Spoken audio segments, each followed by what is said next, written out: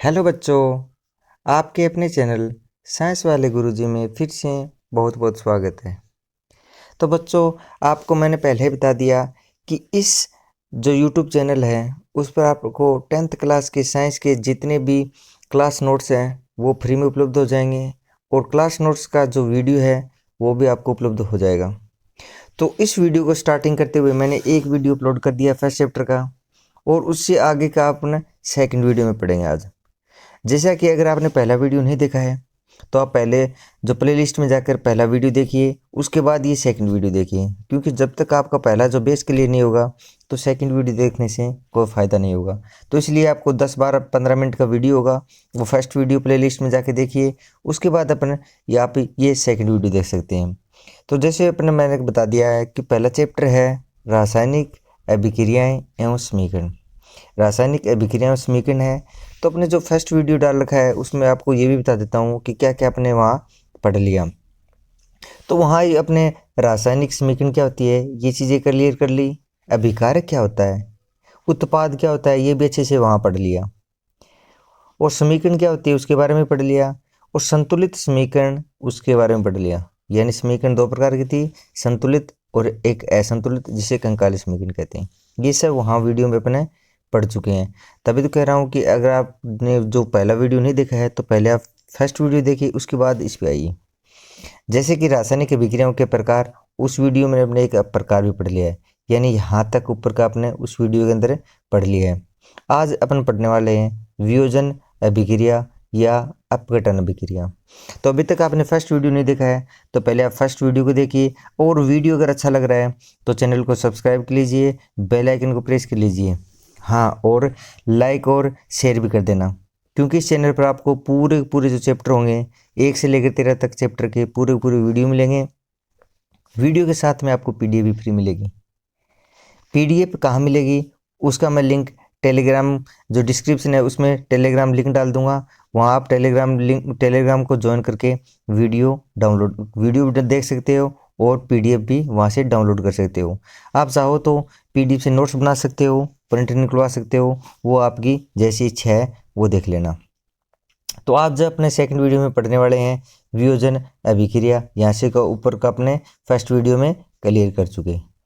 तो आज शुरू करते हैं वियोजन अभिक्रिया, यानी ये संयोजन अभिक्रिया अपने वहाँ पढ़ लिया, क्या होता है, जल का निर्माण, ये सब कुछ अच्छे से क्लियर करवा रखा है। तो आप अगर आपने नहीं देखा है तो पहले आप फर्स्ट वीडियो देखिए, उसके बाद इस पे आइए सेकंड वीडियो पे। यानी संयोजन में जुड़ना होता है, वियोजन में होता है बच्चों टूटना। तो आज अपने सेकंड शुरू कर रहे हैं वियोजन अभिक्रिया क्या होती है।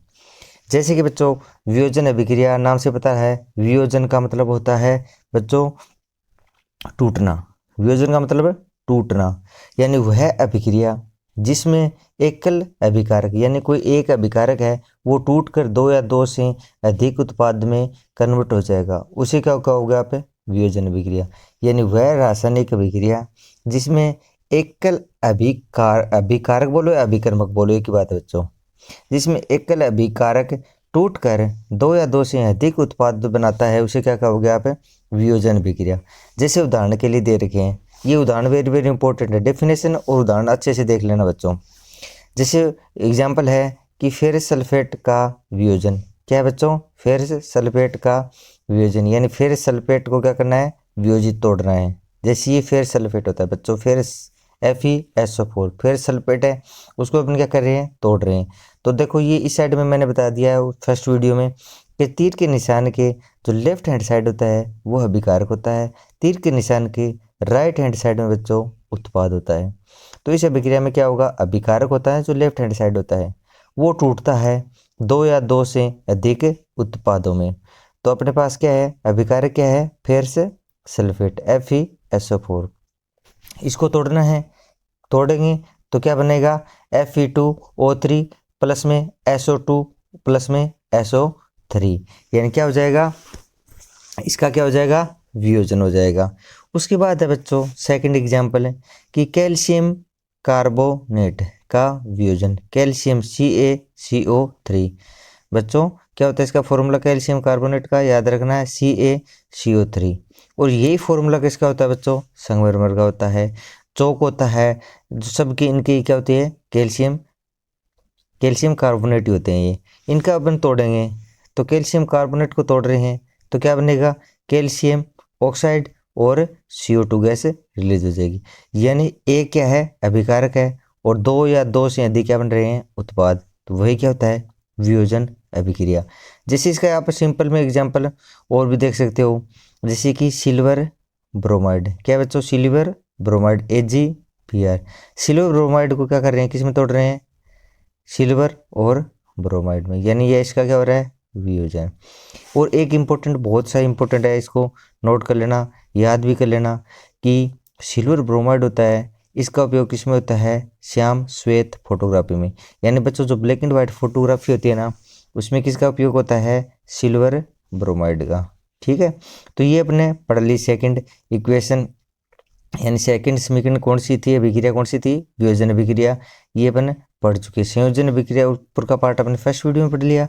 सेकंड वीडियो में अपने शुरू किया था वियोजन अभिक्रिया से, तो वियोजन अभिक्रिया में अच्छे से देख लिया। वियोजन का मतलब फिर से बता रहा हूँ, वियोजन का मतलब होता है कोई एक क्या होंगे, अभिकारक होंगे और टूट जाएंगे दो या दो से अधिक उत्पादों में, वही क्या होगा, वियोजन।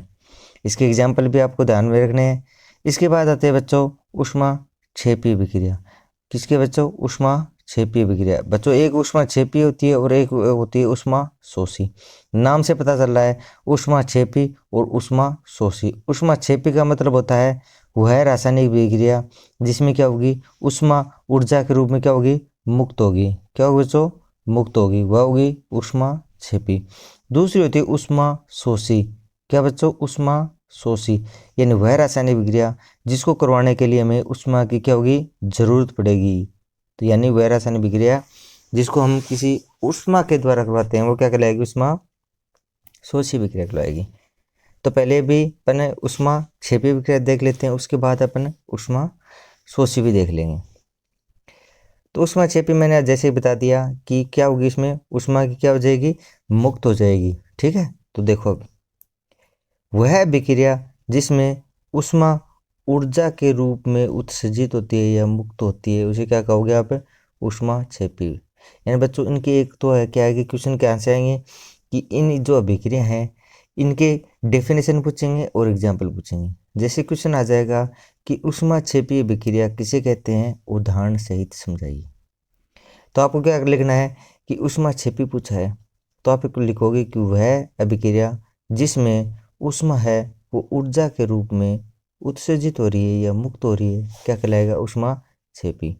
एग्जाम्पल दे दोगे, ऊष्मा कहाँ से हो रही है, अरे जैसे प्राकृतिक गैस होती है, दहन, यानी मैंने लास्ट वीडियो में बता दिया था, जलाते हो प्राकृतिक गैस को, जलाते हो किसकी जरूरत पड़ेगी बच्चों, ऑक्सीजन की जरूरत पड़ेगी। प्राकृतिक गैस क्या होती है, मेथेन होती है, CH4 क्या होती है, मेथेन। जलाने के लिए किसकी जरूरत होगी, ऑक्सीजन की। यानी मेथेन को ऑक्सीजन की प्रेजेंस में जब जलेगा तो क्या बनेगी बच्चों, CO2 H2O, और साथ में क्या हो जाएगी, ऊर्जा मुक्त हो जाएगी। ऊर्जा क्या हो रही है बच्चों, मुक्त हो रही है। तो इस अभिक्रिया के ऊपर क्या कहेंगे, ऊष्मा क्षेपी अभिक्रिया। बच्चों देखो इस साइड में जो तीर के निशान के बाद में, यानी ये उत्पाद है, उत्पाद में मैंने प्लस ऊर्जा कर रखा है, इसका मतलब ऊर्जा यहाँ से मुक्त हो रही है। और अगर मैंने यहाँ ऊर्जा लिखा हुआ है, इसका मतलब इसको अभिक्रिया को करवाने के लिए हमें ऊर्जा देनी पड़ेगी। लेकिन यहाँ लिखा है, इसका मतलब इस अभिक्रिया में ऊर्जा मुक्त हो रही है। क्या हो रही है बच्चों, मुक्त हो रही है, इसलिए इसका नाम दे दिया अपना ऊष्मा क्षेपी अभिक्रिया।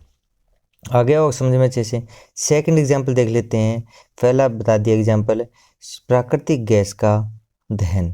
क्या होगा बच्चों, प्राकृतिक गैस का दहन, यानी दहन के लिए बताया था मैंने ऑक्सीजन की जरूरत पड़ती है, और ये क्या है, प्राकृतिक गैस मेथेन है। मेथेन को जब जलाते हैं ऑक्सीजन की प्रेजेंस में जलेगी और क्या बन जाएगी, CO2 जल और ऊष्मा रिलीज हो जाएगी। दूसरा एक एग्जाम्पल ये भी ले सकते हो, जैसे कार्बन होता है कोयला, और ऑक्सीजन की प्रेजेंस में कोयला को जलाते हैं तब भी तो ऑक्सीजन की जरूरत पड़ेगी। तो यानी कार्बन प्लस में ऑक्सीजन क्या बनेगा, CO2 गैस, प्लस में क्या ऊर्जा मुक्त हो जाएगी। तो दूसरा एग्जाम्पल ये भी बोल सकते हो। एक एग्जाम्पल ये भी बोल सकते हो कि जितने भी जो अपने श्वसन सांस लेते हैं वो उसमें भी क्या है, ऊष्मा क्षेपी अभिक्रिया होती है।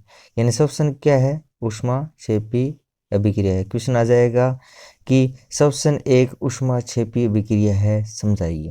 तो आपको ये लिखना है कि मनुष्य को जीवित रहने के लिए क्या जरूरत होती है? ऊर्जा की आवश्यकता होती है। बच्चों, अपने को बताया कि हमें जीवित रहने के लिए किसकी जरूरत होती है? ऊर्जा की आवश्यकता होती है। और यह ऊर्जा हमें कहाँ से मिलती है? भोजन से। जब हम खाना खाते हैं उससे ये ऊर्जा मिलती है, लेकिन कैसी मिलती है वही तो चीज बतानी है। यानी पाचन क्रिया के समय क्या होता है? खाद्य पदार्थ जब हम खाना खाते हैं ना, यानी पाचन उनका क्या होगा? खाने का खाद्य पदार्थों का क्या होगा? पाचन होगा। और पाचन होने से जैसे जैसे पाचन किसका हो? जैसे चावल खा लिया, आलू खा लिया, ब्रेड खा लिया, इन सब में क्या होती है बच्चों? कार्बोहाइड्रेट होता है। क्या होता है? कार्बोहाइड्रेट होता है। और ये कार्बोहाइड्रेट किस में टूट जाता है? ग्लूकोज में। बच्चों, किस में टूट जाएगा कार्बोहाइड्रेट? ग्लूकोज में टूट जाएगा। ठीक है। अब यह ग्लूकोज क्या होता है? हमारे शरीर की कोशिकाओं में उपस्थित रहता है। ये ग्लूकोज कहाँ चला जाएगा? हमारे जो शरीर है ना, उनकी कोशिकाओं में चला जाएगा। और वहाँ पर है ना, हम सांस लेंगे, श्वसन करेंगे, तो वहाँ से श्वसन लेते हैं, हम सांस लेते हैं, तो कौन सी गैस लेते हैं? ऑक्सीजन। ऑक्सीजन लेते हैं, ग्लूकोज पहले से है वहाँ।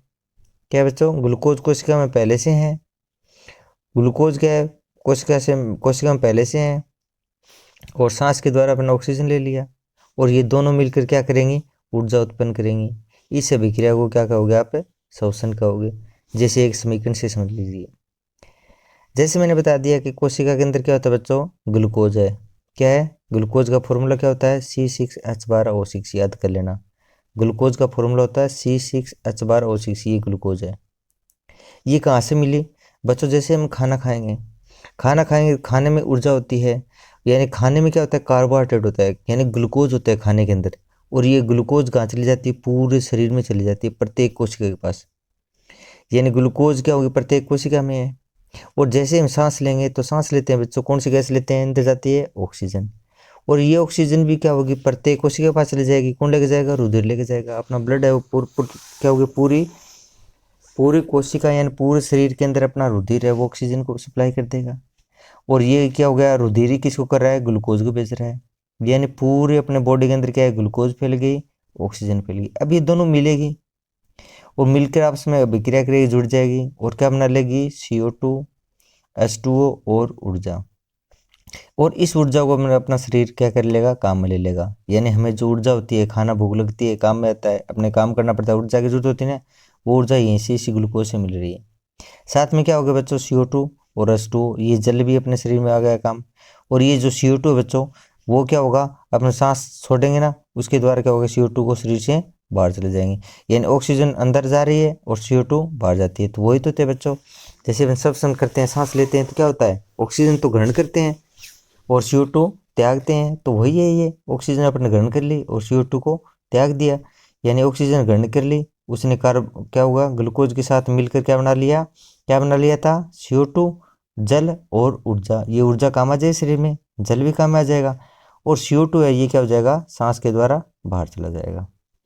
इसके बाद एक और एग्जाम्पल ले सकते हो इसी का ही, इसका बच्चों ऊष्मा क्षेपीय अभिक्रिया का। ठीक है। नेक्स्ट एग्जाम्पल ले सकते हो अपने, नेक्स्ट एग्जाम्पल ये 3rd नंबर देख लो कि साग सब्जियां होती है बच्चों, जितनी साग सब्जियां होती है अपने सब्जियां लेके आते हैं, उनका विघटन होकर भी जो कंपोस्ट बनता है, खाद बनती है। यानी जो अपने जो घर में जो काम में लेते हैं साग सब्जियां, उनकी जो खाद बन जाती है वो भी क्या होती है? ऊष्माक्षेपी अभिक्रिया होती है। उनमें भी जो उसका जो डिग्रेडेशन होता है, साग सब्जियों जो छिलके होते हैं सब्जियों के, जो छिलके सब्जियों के जो छिलके होते हैं वो वेस्ट में जाते हैं ना बच्चों, वो भी खाद बनती है, और उससे में भी क्या होती है? ऊर्जा मुक्त होती है। तो ये अपने अच्छे से 2 अभिक्रिया देख ली। वियोजन अभिक्रिया क्या होती है वो अच्छे से पढ़ लिया, ऊष्माक्षेपी भी अपने अच्छे से पढ़ लिया। उसके बाद अपन 3rd नंबर, यानी 3rd नंबर क्या 4th नंबर होगी, फर्स्ट वीडियो में पढ़ रखी है। नेक्स्ट होती है अपनी ऊष्मा शोषी। नाम से पता चल रहा है बच्चों, ऊष्मा का शोषण। शोषी का मतलब होगा शोषण, यानी ऊष्मा की आवश्यकता होगी। यानी वह अभिक्रिया जिसमें ऊष्मा यानी ऊर्जा का क्या होता है? अवशोषण हो रहा है। क्या बच्चा? नाम से पता चल रहा है ना, अवशोषण, शोषी। यानी वह अभिक्रिया जिसमें ऊष्मा यानी ऊर्जा का क्या हो रहा है? अवशोषण हो रहा है, उसे क्या कहोगे? ऊष्मा शोषी अभिक्रिया। ऊष्मा शोषी अभिक्रिया एग्जाम्पल में समझो, बहुत अच्छे समझ में आ जाएगा। जैसे बच्चों पहले वाले में देखो, ऊर्जा यहाँ लिखा हुआ नाम, ऊर्जा लास्ट में लिखा हुआ था ना प्लस करके, इस प्लस करके लिखा होता लास्ट वाले में उष्मा छिपी में, लेकिन उष्मा शोषी में क्या लिखा हुआ ऊर्जा पहले लिखा है। तो मैंने यही चीज़ बताई थी, यहाँ ऊर्जा इसमें जरूरत पड़ेगी, ये अभिक्रिया कर रहा है और ये उत्पाद बन रहा है, यानी इसको अभिक्रिया करने के लिए क्या जरूरत है, ऊर्जा की जरूरत पड़ रही है। यानी जैसे हाइड्रोजन और आयोडीन है, ये क्या मिलकर क्या बना रहे हैं, इसके साथ में क्या जरूरत हो रही है, ऊर्जा जुड़ेगी, तब जाके क्या बनेगा, प्रोडक्ट बनेगा, और क्या होगी, उसमें ऊर्जा की आवश्यकता होगी। उसके बाद जैसे नाइट्रोजन और ऑक्सीजन की जो अभिक्रिया हो रही है उसमें भी क्या जरूरत होती है, ऊर्जा की जरूरत होती है। उसके बाद क्या बन रहा है, प्रोडक्ट बन रहा है। तो यानी इस प्रोडक्ट को बनाने के लिए जो क्या हो गया, इस उत्पाद को बनाने के लिए बच्चों अभिकारक में किसकी जरूरत पड़ गई, ऊर्जा की जरूरत पड़ गई। तो इसलिए नाम क्या दे दिया इसको, उष्मा शोषी। यानी वह अभिक्रिया जिसको करवाने के लिए, इनको जोड़ने के लिए ऊर्जा की जरूरत पड़ रही है। क्या पड़ रही है, ऊर्जा की जरूरत पड़ रही है, उसे क्या कहोगे आप, उष्मा शोषी अभिक्रिया। तो आशा करता हूँ बच्चों ये भी आपको समझ में आ गया होगा अच्छे से। उसके बाद अपन नेक्स्ट बात करते हैं विस्थापन अभिक्रिया। क्या बच्चों, विस्थापन अभिक्रिया, नाम से पता चल रहा है कि स्थापन करना, एक का दूसरे से क्या हो रहा है, विस्थापन हो रहा है। यानी इसको देखो क्या होगा, इसमें आप दूसरी परिभाषा भी लिख सकते हो, अगर ये आपको याद हो जाए तो अच्छी बात है, नहीं तो मैं आपको दूसरी परिभाषा बता दूंगा। यानी विस्थापन अभिक्रिया में यह परिभाषा दे रखी है कि ऐसी अभिक्रिया जिसमें किसी यौगिक के अणु के किसी एक परमाणु अथवा समूह के स्थान पर कोई दूसरा परमाणु अथवा समूह आ जाए, उसे क्या कहोगे, विस्थापन अभिक्रिया कहोगे। बच्चों याद हो तो याद कर लो, या नहीं होता तो मैं दूसरी इसकी डेफिनेशन भी बता देता हूँ। तो बच्चों आप लिख सकते हो, इसकी दूसरी परिभाषा क्या लिखोगे, कि आप ऐसे लिख सकते हो कि वह रासायनिक अभिक्रिया, विस्थापन अभिक्रिया क्या लिखोगे, वह रासायनिक अभिक्रिया जिसमें अधिक क्रियाशील तत्व कम क्रियाशील तत्व को क्या कर दे, विस्थापित कर दे। वह रासायनिक अभिक्रिया जिसमें अधिक क्रियाशील तत्व कम क्रियाशील तत्व को विस्थापित कर दे, उसे आप कहोगे विस्थापन अभिक्रिया। जैसे कि इसमें क्या है, जिंक है बच्चों, और यहाँ कॉपर सल्फेट के साथ अभिक्रिया करवा रहे हैं। तो यहाँ कॉपर सल्फेट है का विलीन है और जिंक इसमें डाल दिया।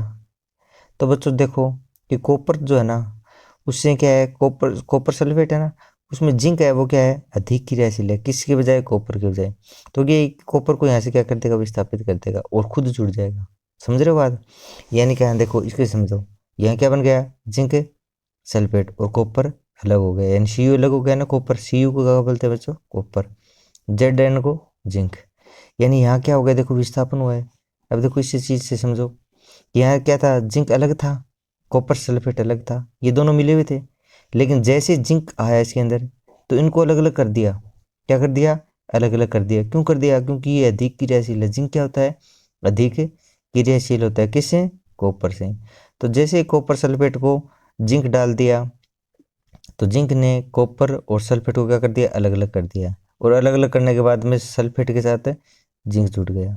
जैसे देखो पहले तो क्या कर दिया, अलग अलग कर दिया, अलग अलग कर दिया, दोनों को अलग अलग करने के बाद में सल्फेट के साथ जिंक जुड़ गया, क्योंकि ये ज़्यादा क्रियाशील है तो अपनी मनमानी चलाता है।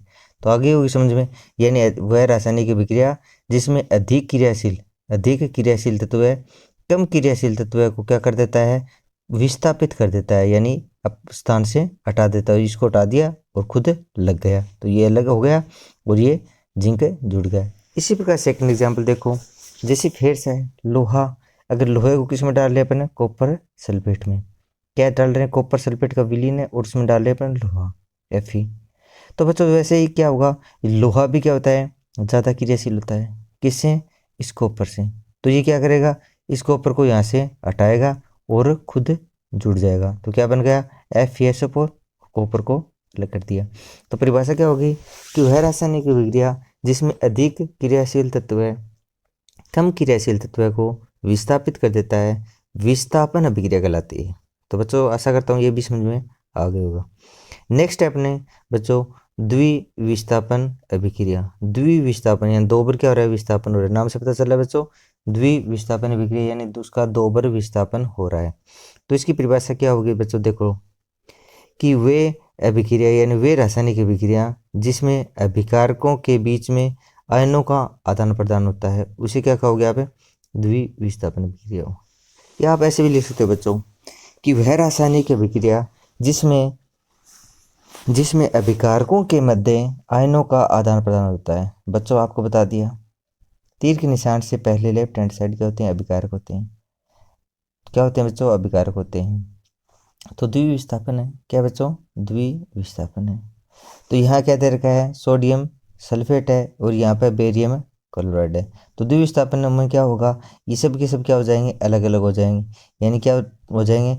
सोडियम अलग हो जाएगा, सल्फेट अलग हो जाएगा, बेरियम अलग, क्लोराइड अलग। क्योंकि सोडियम प्लस है और सल्फेट माइनस है, बेरियम प्लस है, क्लोराइड क्या है? माइनस है। अब ये क्या करेगा द्विविस्थापन में? देखो क्या होगा, ये जो प्लस है ये इस माइनस के साथ चला जाएगा और ये जो माइनस है ये इस प्लस के साथ चला जाएगा। यानी क्या हो जाएगा? एक्सचेंज हो गया। द्विविस्थापन में बच्चों क्या होता है? आदान प्रदान होता है एक दूसरे का। वही परिभाषा होती है कि वे अभिक्रिया जिसमें अभिकारकों के मध्य, अभिकार का बच्चों एक तो ये अभिकारक है और ये अभिकारक है, यानी अभिकारकों के मध्य क्या हो रहा है? अभिकारकों के मध्य ये विकारक और विकारक दोनों के मध्य क्या हो रहा है? आयनों का आदान प्रदान हो रहा है। क्या बच्चों? आयनों का आदान प्रदान। इसे क्या कहोगे आप? द्विविस्थापन अभिक्रिया। देख लो इस अभिक्रिया से आपको समझ में आ जाएगा। इसमें क्या हो रहा है? सोडियम सल्फेट बेरियम क्लोराइड एक दूसरे को विस्थापित किया और क्या बन गया? बेरियम सल्फेट और सोडियम क्लोराइड। तो देख रहे हो बच्चों, ये होता है द्विविस्थापन अभिक्रिया। इसके बाद अपने नेक्स्ट वीडियो आती है, नेक्स्ट जो अभिक्रिया आती है उपचयन अभिक्रिया। क्या आती है बच्चों? उपचयन अभिक्रिया। उपचयन अभिक्रिया है, इसका दूसरा नाम होता है ऑक्सीकरण अभिक्रिया। बच्चों क्या होता है? उपचयन उपचयन क्या बोलते हैं? ऑक्सीकरण अभिक्रिया। यानी दो नाम हो गए, इसके ध्यान रखना बच्चों। ऑक्सीडेशन, ऑक्सीकरण बोल दो, चाहे ऑक्सीडेशन बोल दो, या उपचयन अभिक्रिया। इसमें क्या होता है बच्चों? नाम से समझो इसको, आप इस नाम से ध्यान रखना, ऑक्सीकरण। क्या होता है बच्चों? ऑक्सीकरण। इस अभिक्रिया का नाम देते हैं अपन उपचयन अभिक्रिया को अपन ऑक्सीकरण अभिक्रिया भी कहते हैं। यानी नाम से पता चल रहा है ऑक्सीकरण यानी ऑक्सीजन का जुड़ना। क्या बच्चों? ऑक्सीजन का जुड़ना और हाइड्रोजन का हटना। ऑक्सीजन का जुड़ना और हाइड्रोजन का हटना। तो बच्चों एक वीडियो और बना लेते हैं चलो, क्योंकि ये लंबी टाइम की हो जाएगी। नेक्स्ट वीडियो में आपको ये चीज़ बताऊंगा कि उपचयन अभिक्रिया यानी ऑक्सीकरण अभिक्रिया और अपचयन अभिक्रिया क्या होगी बच्चों? अपचयन अभिक्रिया। ठीक है, और इन दोनों को मिलाकर बनती है रेडॉक्स अभिक्रिया। ये पढ़ लेंगे नेक्स्ट वीडियो में। और उसके बाद में क्या है, दो टॉपिक और बच जाता है कि संक्षारण क्या होता है और विकृत गंधिता क्या होती है। इसके साथ अपना क्या होगा? चैप्टर फर्स्ट कंप्लीट हो जाएगा। नेक्स्ट वीडियो में उसके बाद एक वीडियो और आएगी, यानी सेकंड वीडियो ये है, और थर्ड वीडियो में क्या हो जाएगा? अपना चैप्टर कंप्लीट हो जाएगा। यानी करीबन 20-25 आधा घंटा मान लो या 35-40 मिनट का मान लो पूरा चैप्टर है आपके कंप्लीट हो जाएगा और अच्छे से तैयारी कर लोगे, अच्छे नंबर बन जाएगी। उसके बाद नेक्स्ट वीडियो अपने चैप्टर क्या करेंगे? सेकंड शुरू कर देंगे। यानी एक वीडियो और आने वाली है, उस तीनों वीडियो में क्या हो जाएगा? अपना फर्स्ट चैप्टर कंप्लीट हो जाएगा। बच्चों वीडियो अच्छा लगा तो चैनल को सब्सक्राइब करें, लाइक करें, कमेंट करके भी बताएं कि वीडियो कैसा लगा है। और अगर और कोई भी आप अपनी राय देना चाहें वो भी बता देना कि क्या कुछ और कुछ उसमें कुछ चेंजेस करना है, कुछ और इंक्लूड करना है, जो भी है आपकी राय ज़रूर देना। चलो थैंक यू बच्चों वीडियो देखने के लिए।